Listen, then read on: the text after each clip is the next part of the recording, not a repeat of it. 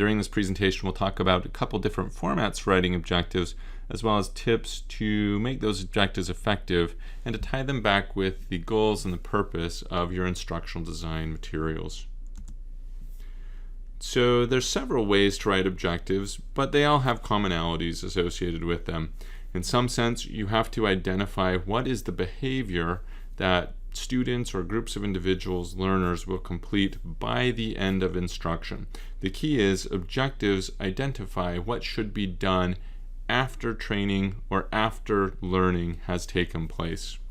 You're also supposed to provide the conditions under which the objective will be met. Will it be done in the classroom? Will it be done in a test? Will it be done in a hands-on experience or a simulation?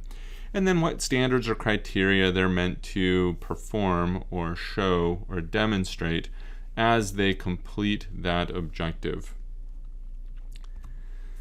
One of the methods I like for writing objectives is known as the ABCD method because it's simple to remember. And so in that, you first identify who your audience is, who will actually be completing the objective by the end of instruction, and then what behavior they're going to perform.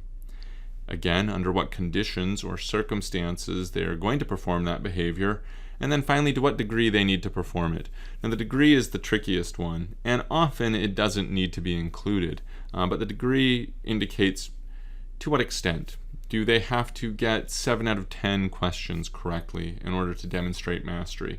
Do they have to identify so many aspects of the objective being presented in order to demonstrate mastery? That's the idea. ABCD method. The rules of objectives, though, are that they need to be unambiguous. You have to be specific in what exactly you want your learners to do. They also need to be observable, either based on performance, from a quantitative or a qualitative perspective. And then finally, they need to communicate desired outcomes. Your objective should make it clear what exactly you want your learners to do in order to demonstrate mastery of whatever they are being trained to do. So, as I mentioned, objectives should be unambiguous, and you do that by your use of verbs. We know that when people learn, we want them to understand, or to know, or to gain respect, or to think, or to ponder, right? The challenge with those verbs in an objective is they're hard to categorize, and they're hard to measure. Something like understand is our ultimate goal for individuals, for learners. But how do you look at someone and tell if they understand something? Usually, it's in some action that they perform. Wouldn't it be great if we could just look at our audience and know, yeah, that person gets it, that person gets it, that person gets it. But the reality of the situation is we often don't know. And sometimes we look out over a crowd and the people we think really get it are the ones that really don't get it. And so what we need to do is we have to say, what would someone do to demonstrate understanding? What kind of traits or actions or behaviors would someone perform to indicate that they know, or that they've learned, or that they've gained respect? That's what we're looking for in an objective. And so the verbs that you use should be verbs that can help you measure performance. Do they list something? Do they write about something? Do they perform something? Are they able to apply these principles or show what they've done? Use verbs in your objective statements that are actionable.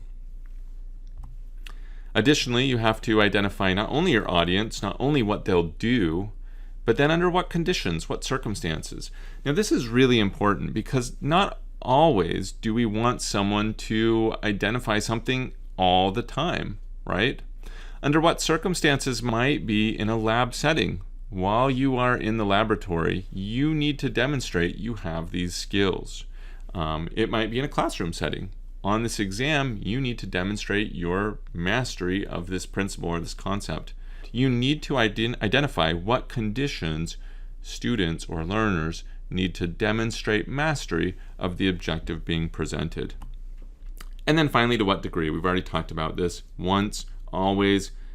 Identify 4 major themes, develop a working agenda 7 out of 10 times, This sometimes is really important, but sometimes it can be left out entirely.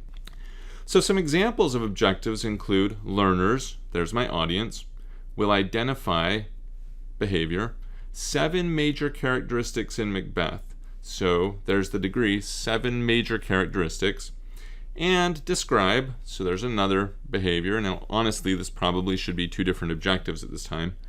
3 characteristics associated with them. So they're going to identify 7 characters and describe 3 characters associated with that character.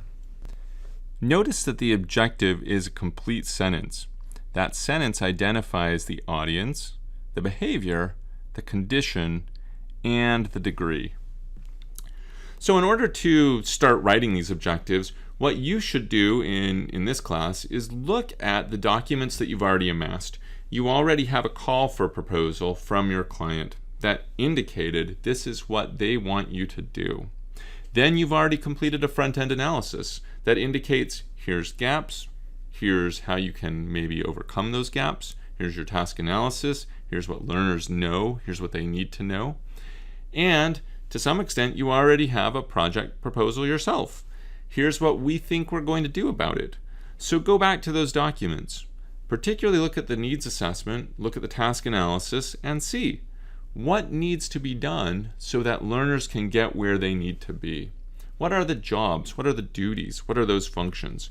And as you look at those, you'll be able to identify what are some objectives we can get from here. What do the audience need to demonstrate to indicate mastery on these tasks, on these steps, and on these sub-steps?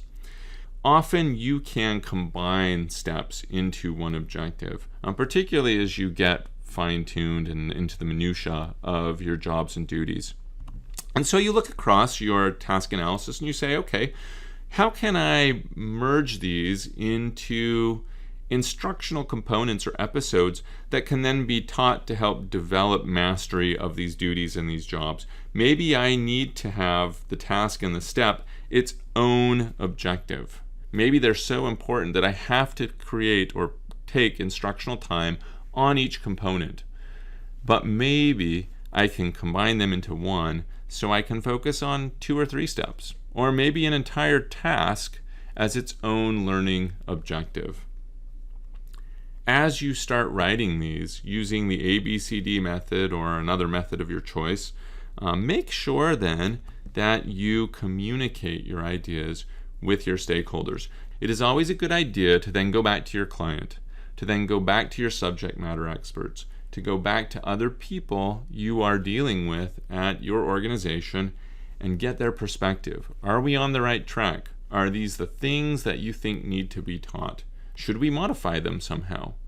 Are they measurable? Do they demonstrate or have the potential to demonstrate those skills that your learners will need in order to be successful with the tasks that we've identified? Anyway, that is the idea behind writing objectives. I hope this was useful. It was based on these 3 texts, and here's several images that I used through Pixabay in this presentation.